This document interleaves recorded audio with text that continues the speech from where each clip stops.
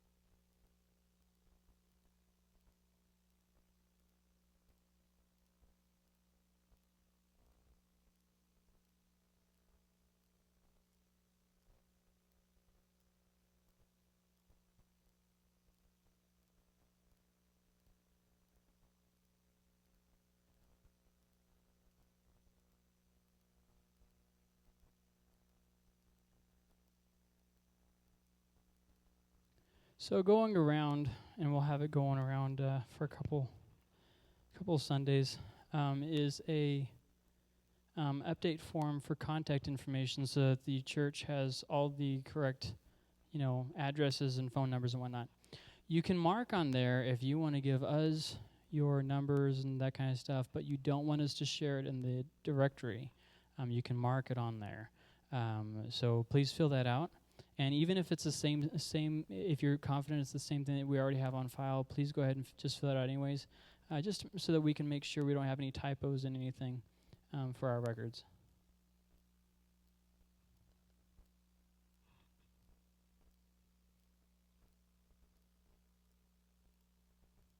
Okay, before we get going on this, does anybody need one of the handouts with the notes on it there? Don't know if I skipped anybody or not. We're good?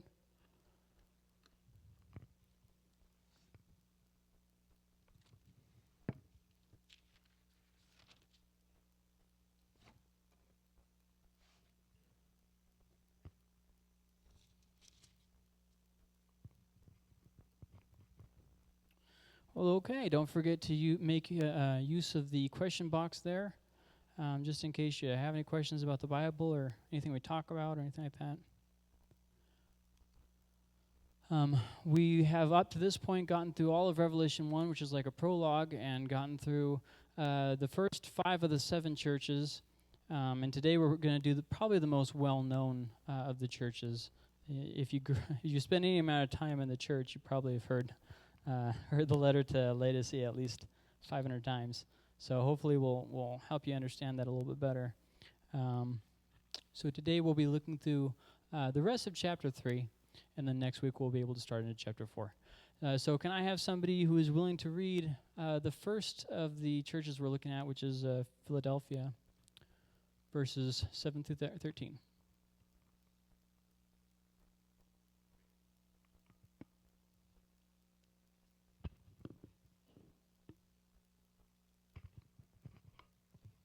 To the angel of the church in Philadelphia write, these are the words of him who is holy and true, who holds the key of David. What he opens no one can shut, and what he shuts no one can open. I know your deeds. See, I have placed before you an open door, that no one can shut. I know that you have little strength, yet you have kept my word, and have not denied my name. I will make those who are of the synagogue of Satan, who claim to be Jews, though they are not, but are liars, I will make them come and fall down at your feet, and acknowledge that I have loved you. Since you have kept my command to endure patiently, I will also keep you from the hour of trial that is going to come on the whole world to test the inhabitants of the earth. I am coming soon. Hold on to what you have, so that no one will take your crown. The one who is victorious I will make a pillar in the temple of my God. Never again will they leave it. I will write on them the name of my God, and the name of the city of my God, the New Jerusalem, which is coming out of heaven from my God. And I will also write on them my new name. Whoever has ears, let them hear what the Spirit says to the churches.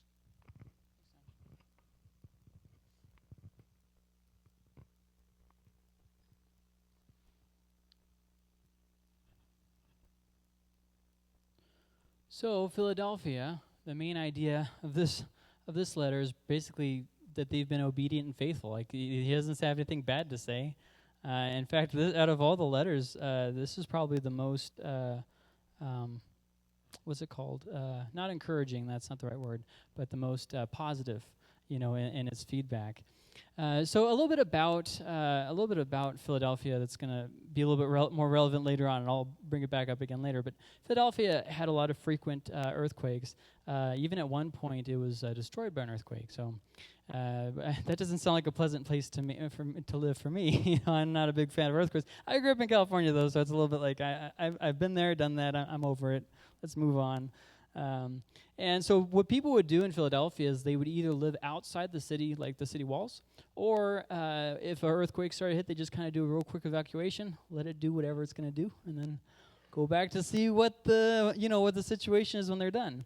That's going to come up later on in this letter. The second thing is it says here in verse, let's see, I think it was like around 7. Yeah, thus is the Holy One, the true one, the one who has the key of David, right there, who opens and no one will close, and who closes and no one opens. So there's a lot of things going on here that have a lot of Jewish import to basically say that he is the Messiah. But something I want to focus in on here is where it says the key of David, or the keys of David.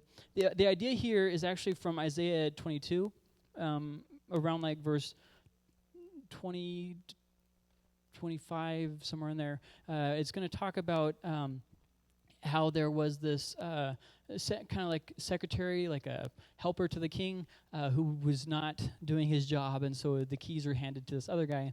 And this is referencing that chapter in Isaiah.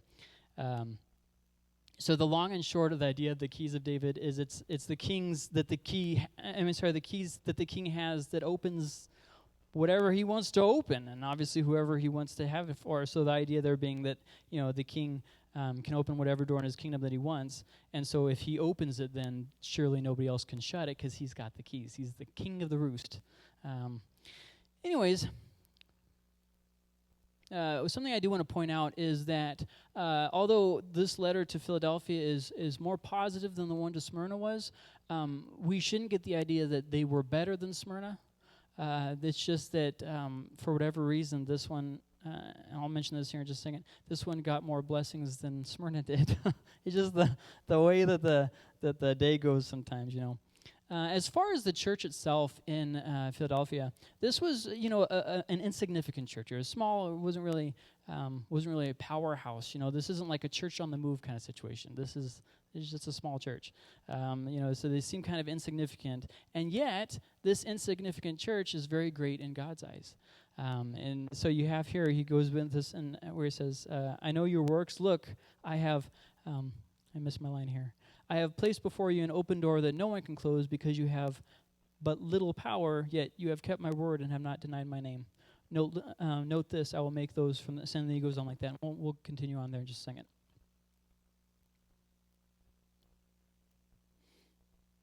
So it's important here that to see here, he gave them more opportunity because of what they had done with the opportunity that they already had. You see where he says here in verse 8, I know your works. Look, I have placed before you an open door that no one can close because you have but little power, yet you have kept my word and have not denied my name. So they had the opportunity that God gave them. God gave them more opportunity through that. And so I just thought that was an encouraging word for smaller churches, because it's not look what we can't do. It's look what we can do. So here's this small church that just, they're nothing by the world's eyes, and yet, here they are being praised very highly, more than any of the other 6 churches, and that's just, I thought that was really encouraging. Now, it is a lot. I know I already mentioned the letter to Smyrna. This church is a lot similar to the one in Smyrna, even having the same kind of idea going on about the whole Church of Satan thing, the synagogue of Satan thing. And you see a lot of similarities there. But the biggest issue between them is that Smyrna is going to have to go. God is impressed with them. You guys are doing great, but you have a lot of persecution coming. Meanwhile, in Philadelphia, hey, you guys are doing great, and there's no persecution coming there. In fact, for them, he seems to imply the opposite, that, hey, you guys are actually going to be scot-free when things go bad. You're going to be preserved through that. And Smyrna didn't get that in their letter. And obviously, like I say, that's not because Smyrna did anything wrong. There was no reason given why this is the case, but he didn't have anything bad to say about either group. The idea here, though, is that we don't really know, and God leads as he wills. So we get to verse 10, and it seems like this is kind of a really important verse here. He says, because you have kept my command to endure, I will also keep you from the hour of testing that is going to come on the whole world to test those who live on the earth. So now we have a couple of questions we need to ask. The first thing we need to, when we're looking at this, what did I do here? Why did it do that? Okay, I don't know why I did that. Anyways, is verse 10 here. Yeah. It says here that they will be kept from. Because you have kept my command to endure, I will also keep you from the hour of testing. What does that actually mean? So there's a few questions we need to ask. First off, is this something that he is a promise he's giving to all the churches or just the church at Philadelphia? Because there's been numerous situations where the thing that he says is a blessing for the church is technically for all the churches, such as them having white robes. That's something for all the churches. So is this something that is for all the churches, or is it specific to Philadelphia? The second thing to note isn't a question, it's just something I want to point out before we get to the next question. It says here that I will also keep you from the hour of testing that is going to come on the whole world. So I've heard some teachers talk about the way that this is something that's going to happen to the Philadelphian community. No, it was very clear that it's going to come on the whole world. Whatever he's talking about is going to be not just for them. Now, I do want to also specify that when it says the whole world, there's very common usage to not literally be talking about the whole world, but all the Roman Empire. That was referred to as the whole world. So you don't come to a rash conclusion if he means this or that. It could mean either thing. So let's move on to question number 2. And that's where he says the time of trial. When is that? Is this the time before the coming of Jesus, so the stuff that he's going to get to in the rest of the letter? Scholars such as Bill Mounce would decide on that. Or is it B, is it the coming Roman persecution of the first century that's going to cover the whole Roman Empire? And ultimately, both of those are fully possible. He could be talking about something that's happening in the Roman Empire that's happening in the first century. This context, we already know, for instance, the persecution under Emperor Domitian. And so he could be saying, look, this is going to affect everybody in the whole Roman Empire, just you guys are going to be preserved through that. Or is he saying that this is something that's going to happen before Jesus' return, when all these things are happening throughout the rest of the book? And so you could really go back and forth on this, and scholars have filled books and books, and I'm not going to waste your time on any of that. But it is worth mentioning that church is not there today, and Jesus has not returned yet. So that might have something to do with it. It's also worth mentioning that this church survived the longest out of all 7 of the churches of Revelation. It didn't stop being a thing until the year 1392.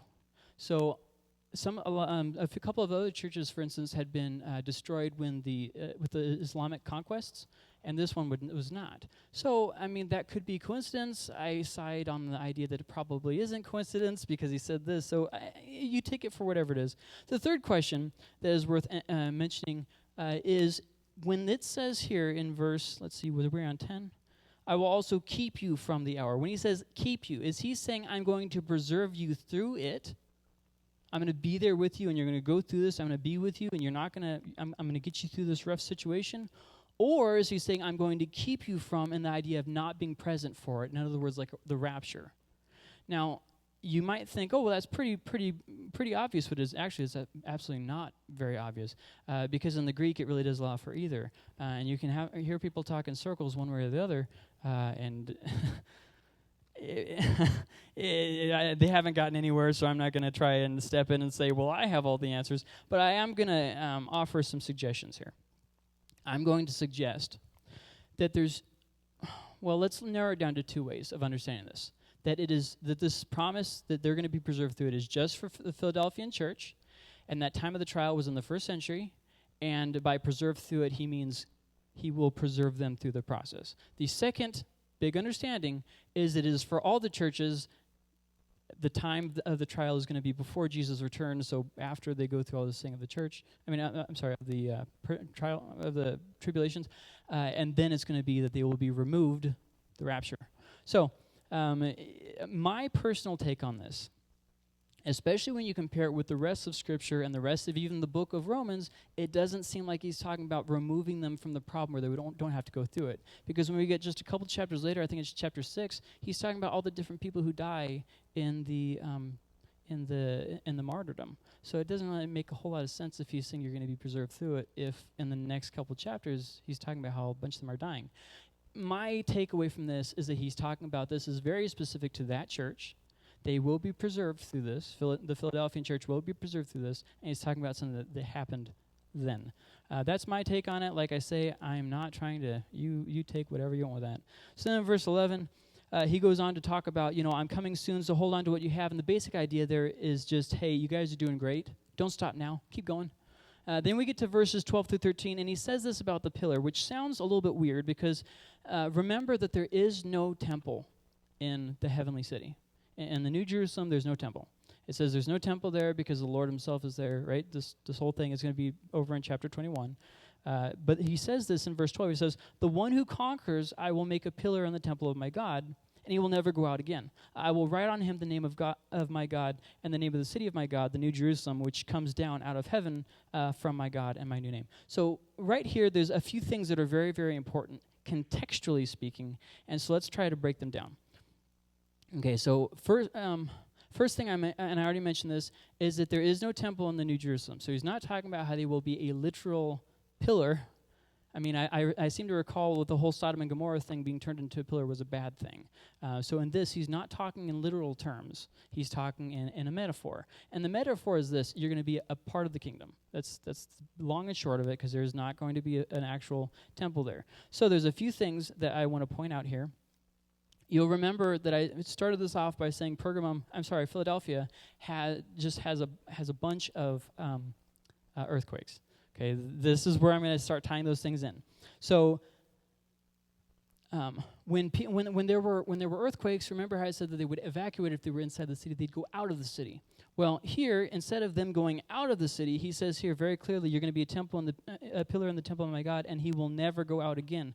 You won't have to leave the city again. Your place is going to be firm and secure. So that's the first thing, is that they will never have to go out again. They're firm from the disturbances that are going on, because when you had earthquakes, the pillars were most often the part of the building that was left standing the longest. So if there was going to be something left standing, it was going to be the pillars. Then next up, he goes here to say, the one who conquers, I'm going to make him a pillar in the temple of my God, so he's going to be firm, and he will never go out again, so he won't have to run away from the problems. I will write on him the name of my God. Now, right here, where does that come in? Well, so they had different named pillars. I know that sounds silly, but it is actually a thing. They had named pillars. It was basically a way of giving honor to different people, like maybe a priest, for instance. So you know how you go into like maybe some churches or whatever, and they'll have like a plaque for a certain person that like donated a lot of money or something like that.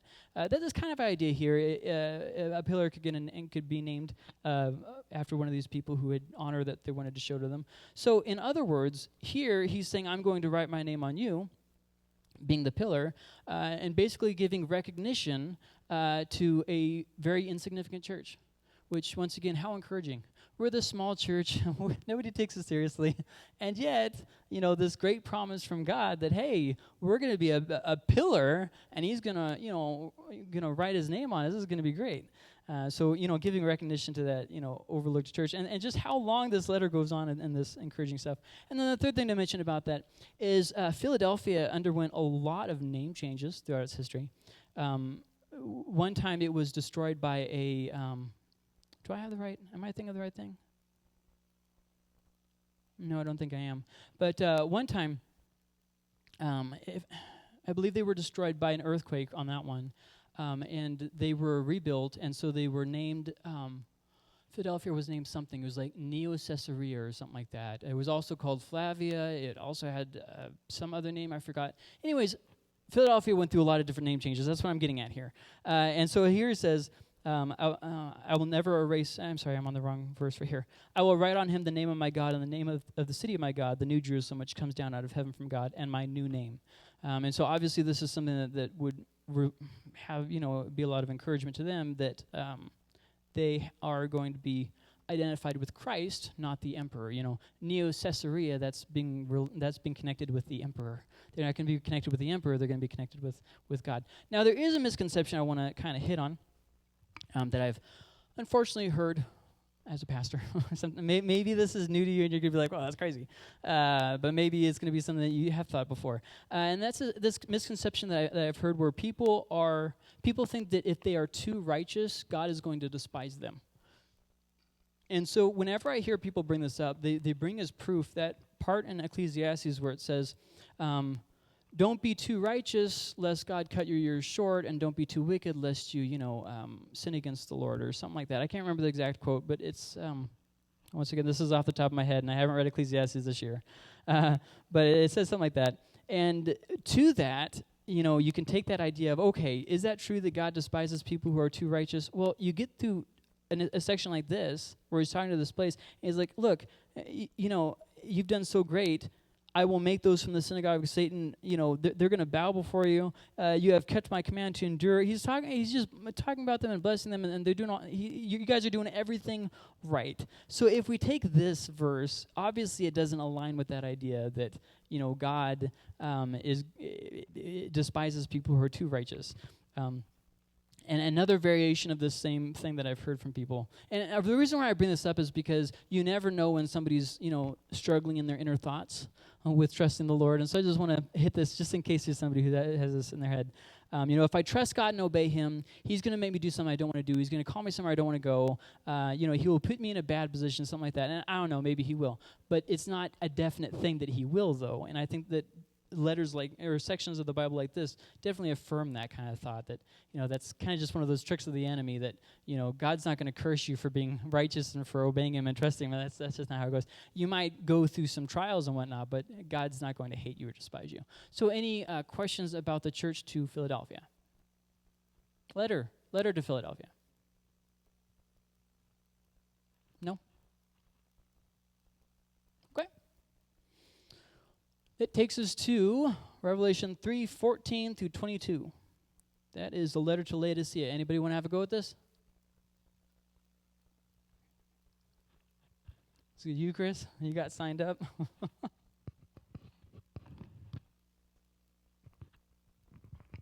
And to the angel of the church in Laodicea write, the words of the Amen, the faithful and true witness, the beginning of God's creation.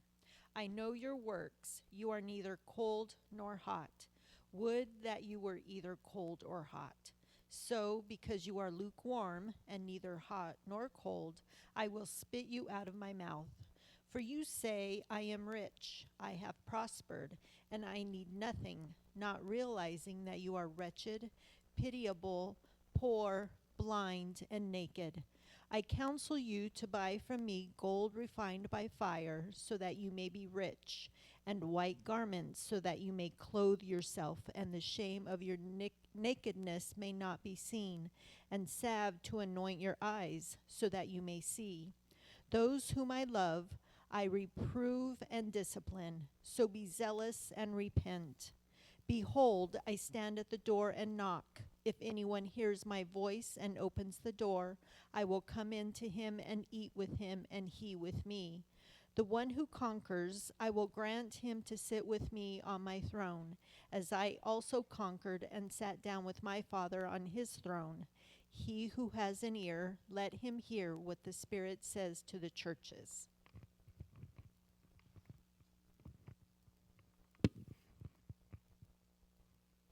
So now we get to probably the most well-known letter in Revelation, and probably the harshest.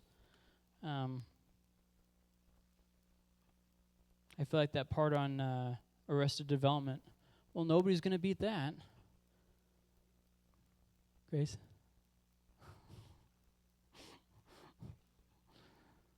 Okay. So the church the church in Laodicea. That's what I'm trying to say. Long and short, they're undrinkable and useless. Yeesh, rough going. That's not something you want put in your memoirs.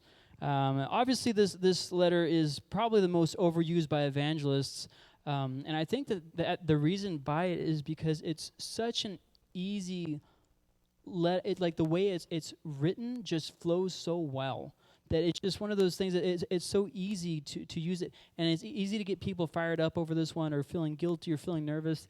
And I feel like a lot of times I've heard different evangelists use this, and they have this idea that if I can get goosebumps, or other people can get goosebumps, it's got to be from God. And so this is just anointed.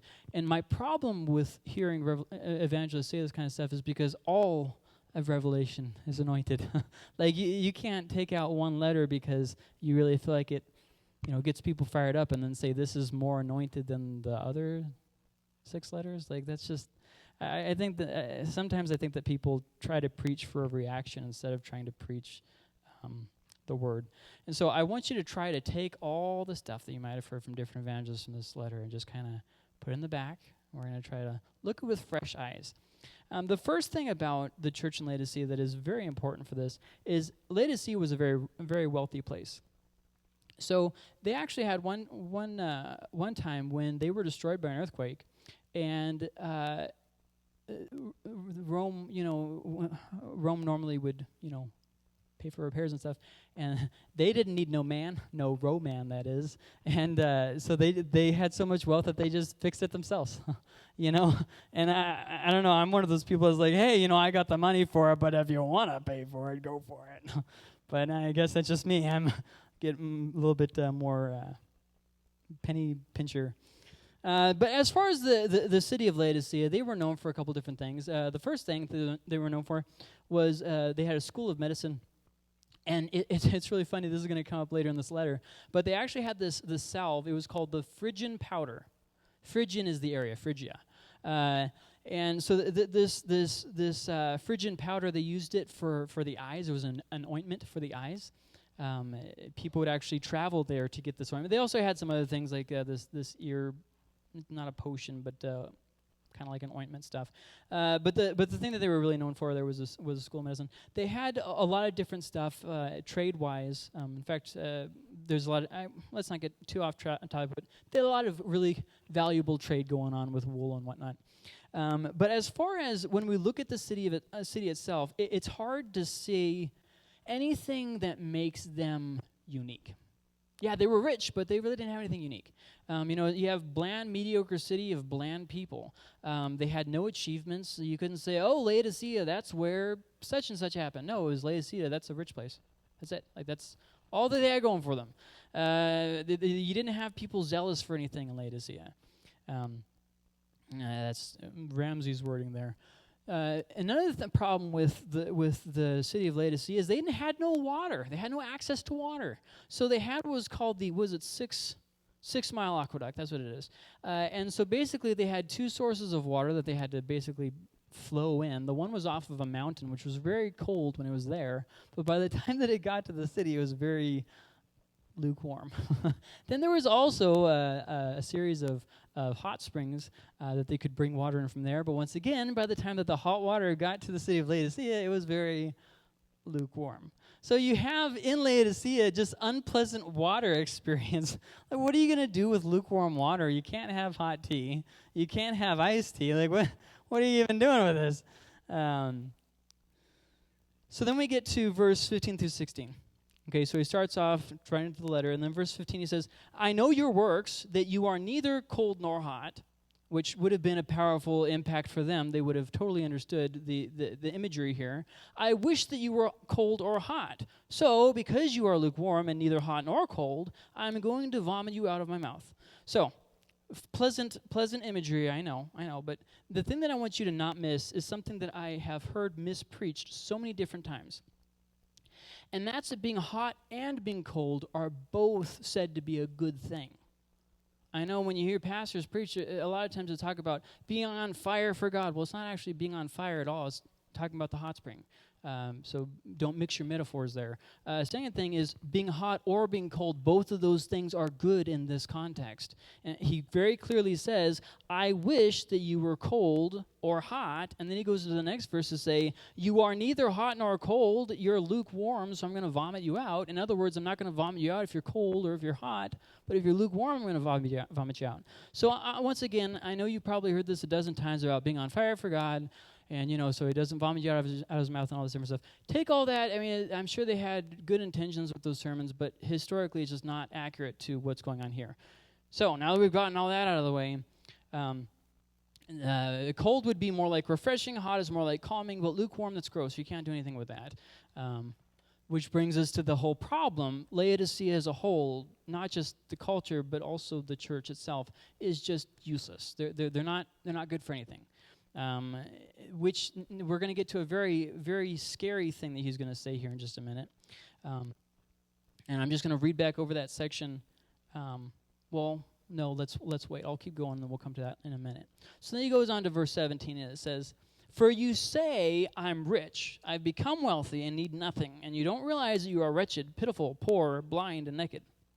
So a lot of things going on there, but some important things that I want to highlight is he contrasts the church, he contrasts the church with the city, showing the opposites of it, how, Laodicea is rich, but they're spiritually poor.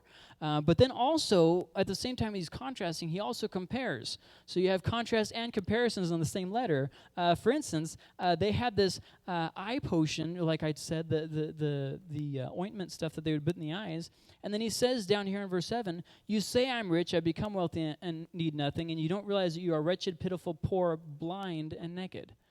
The city that was known for its eye-healing powder stuff would definitely have gotten I guess you could say the metaphor, the not illusion, but reference, the reference here. And unfortunately, like a lot of times when Christians get too prosperous, they're deceived by their wealth and their prosperity. I advise you, in verse 18, I advise you to buy from me gold refined in the fire so that you may be rich, white clothes so you may be dressed dressed and your shameful nakedness not be exposed, and ointment to spread on your eyes so that you may see. Again, drawing back up the idea of ointment. You're really getting the point across. This is something that they will totally understand what he's saying. There will be no confusion. And, it's just interesting here because, again, these are people who, we don't need anything. We're good. We're fine.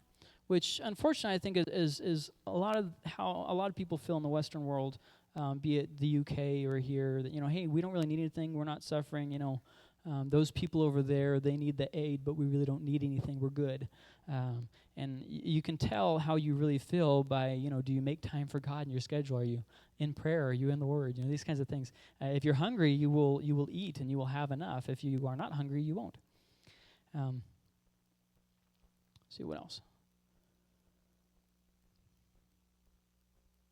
Something else I wanted to mention is oftentimes people don't see their need until they're in a place of suffering.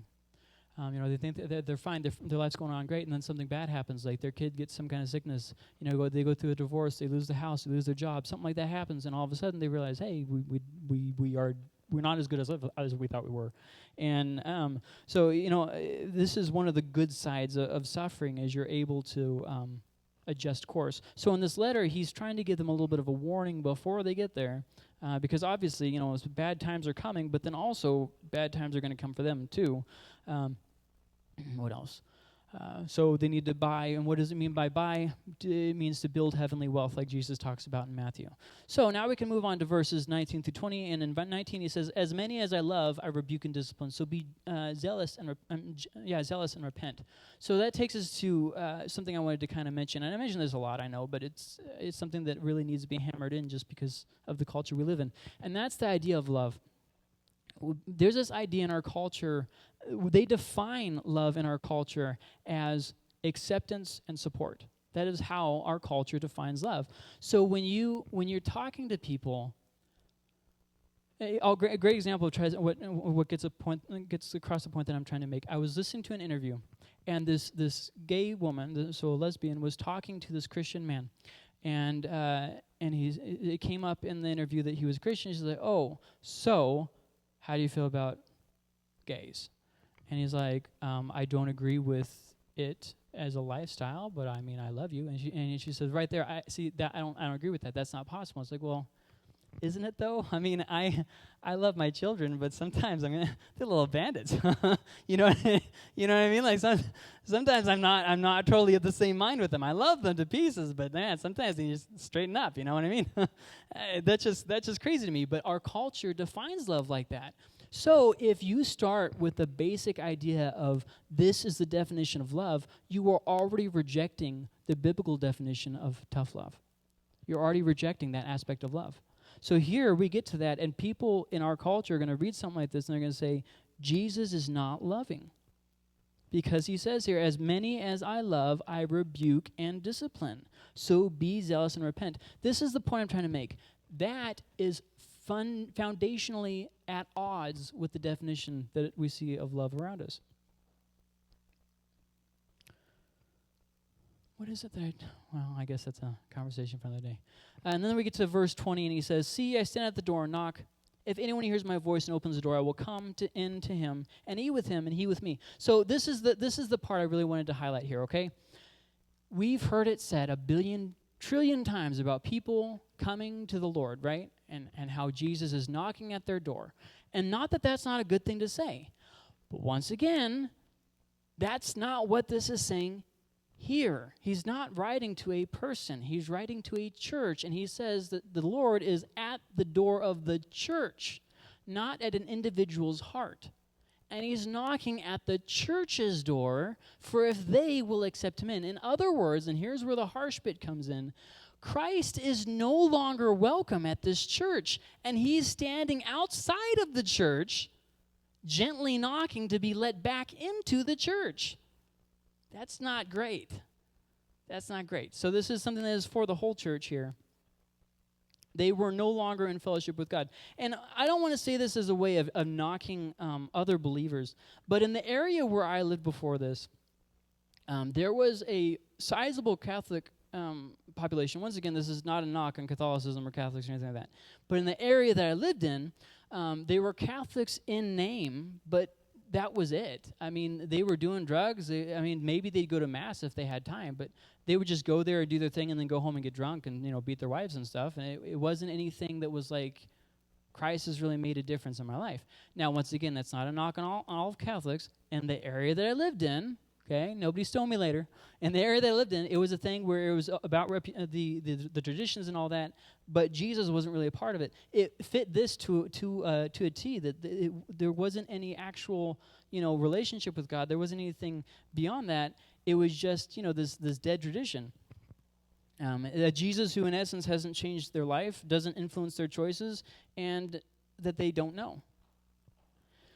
So this is the way he ends this is very telling, because this is the very un-Roman way of doing things. Okay, how the Romans would do something is they would come in busting the doors down and say, "Now you're going to have to house us and feed us. We'll leave in a couple days or whatever." That's how the Romans did things. This is instead how Jesus does things, in contrast to how the Romans did things. "See, I stand at the door and knock. If anyone hears my voice and opens the door, I will then come into him and eat with him, and he with me."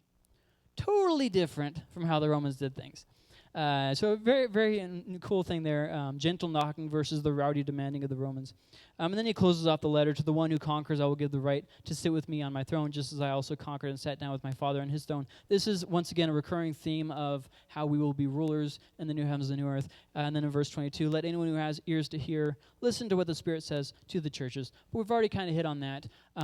There's something else I want to do, kind of wrapping up the 7 churches. But before we get there, any questions on Church of Laodicea? No? Okay, let's wrap up with a few things here. And that's a list of pros and cons. I don't remember who I got this list from. That's not great. I should have written it down. I try to give credit where credit's due. I mean, like, for instance, a lot of this stuff I'm learning with you guys. I've gotten a lot from Craig Keener, Craig Blomberg, Johnson was his name. Alan Johnson, maybe? I don't remember. Ramsey, I already mentioned him. I've gotten a lot from a lot of different people, but this is not one of those areas that is my, what's it called? Is it forte, my repertoire? My strong suit. My strong suit is ancient history. This is not that. So I am learning along with you guys. But so whoever I got this from, I'm not very familiar with New Testament scholars. I know the core, but this list that he gave, the pros of the in the churches. First off, the first pro is in Ephesus, vigilant work. In Smyrna, brave suffering. In Pergamum, courageous witness. In Thyatira, discipleship. In Philadelphia, brave steadfastness. Now the cons in those churches, and I've written these all down on your notes there. Abandoning your first love, Ephesus. Indifferent to heresy, Pergamum. Tolerant of immorality, Thyatira. Now, I want to be very clear. When I say immorality, I'm talking about sin, things that go against God. And obviously, there's a line between tolerance versus understanding. It's perfectly fine for a church to be understanding when people are, messing up and trying to seek the Lord and they're having a hard time of it, versus I'm living in sin and that's just how it is. Like, for instance, there was a porn star that was baptized just this last week, I think, and she said, "I'm not going to stop making my videos but she's being baptized. So it's like, well, what is that? What is that? What does that even mean? How can you? I don't know. The whole baptizing, you're being, going down in death, being raised up to new life. So how in the world can you do that and continue your immoral behavior? I don't think you can. So I'm a little bit confused. That would be where the line is. That would be tolerance versus understanding. Hey, I'm trying to get out of this lifestyle, but I keep messing up, and I just feel like maybe God's given up on me. See what I mean? That's understanding versus tolerance, where it's, hey, don't even worry about it. Jesus loves you just how you are. You don't need to change or give that up. You just go ahead and keep doing it. So when I say tolerance of immorality, tolerance of sin, that's what we're talking about. Apathetic, just generally apathetic, that would be Sardis. Or loving riches, not the Holy Spirit, Laodicea. So what I do is I go over this list, and we're going to get to the reflection here in just a minute. We're not going to do a group discussion tonight. We're going to have a reflection. Just real quick. Is I read through these, and I say, okay, of the things that he took time to praise these churches for, what is something that I need to grow in from that list? I don't have to work on all of it. Just pick one thing. Okay, now on these churches that he found one thing against, what's one thing one area I need to grow? So maybe I am indifferent to heresy, like Pergamum. Okay. So maybe I can spend some time just focusing on that letter and just kind of, memorizing the scripture and that kind of stuff. Now, something that is an important aspect of their life back then, but is also an important aspect of our life, is that religious things, religious aspects, they are oftentimes tied into social aspects. So like what that looked like for them, for the ancient world, is they would have emperor worship, but you could still be a Christian and also worship the emperor. This is okay. If you were in a cult and you converted to Christianity, that cult would be like, yeah, you can still like do your thing with us, that's fine. And so in that world, this wasn't that far. Now, in our world, it would be like maybe, for instance, how feminism doesn't really mix well with Christianity. And right there, whenever I say that, people say, you don't think women should be able to vote? You don't think the women are valuable? I didn't say any of that.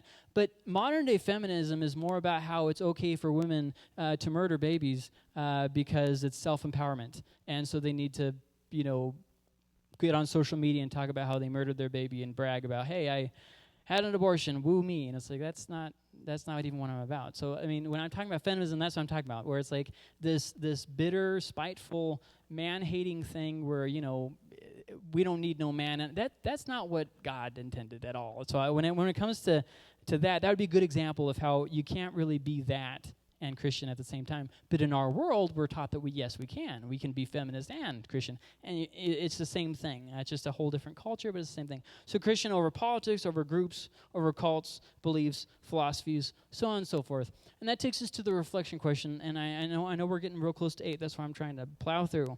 And this is something you are not answering out loud. This is not something for you to share with anybody.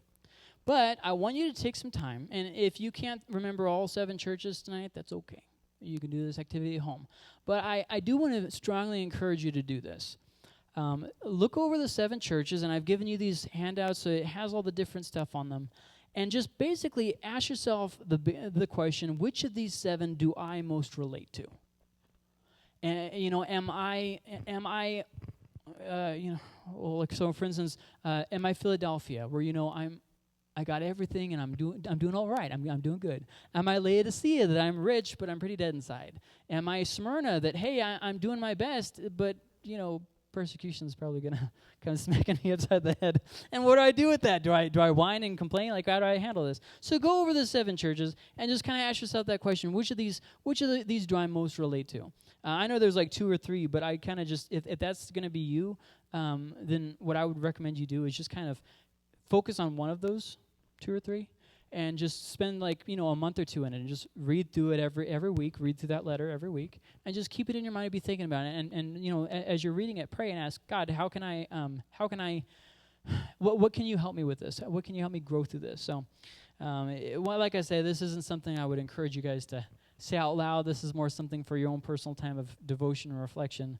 But so what we looked at tonight is we've to this point is we've gone through the prologue, we've gone through the 7 churches, and we will start next week on chapter 4, which is basically the calm before the storm. So any questions on any of this? No? Okay, so next week's going to be kind of like the calm before the storm, where We look at really quickly the present reality in heaven before things start going towards that landslide, and it starts catching more and more speed until the time of Jesus' return, and things get kind of just more and more intense there throughout the book. As far as upcoming opportunities, we are looking into getting involved with the school. So if there's somebody who would like to get involved with this, gift baskets for the school. It's not something you'd have to sign up for every single month. It's not something you really have to talk to people. So if this is something that interests you, let me know. Other than that, we're good to close out. Terry, would you mind closing us prayer? One day I'll get Todd to teach me his tricks. Melissa, can you close in prayer?